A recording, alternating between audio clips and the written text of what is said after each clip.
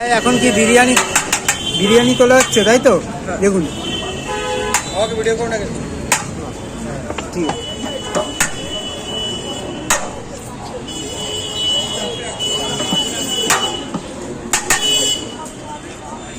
Chicken যাবে না mutton যাবে?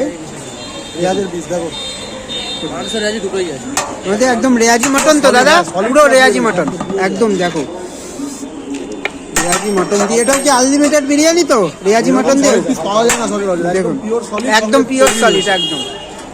ওটা হাড়ের অংশ কম। দেখুন এর সাথে কি যাবে? স্যালাড যাবে, তাই তো? এই যে এতটা কোয়ান্টিটির রাইস দিয়েছো, এরপরে বসে খেলে আনলিমিটেড।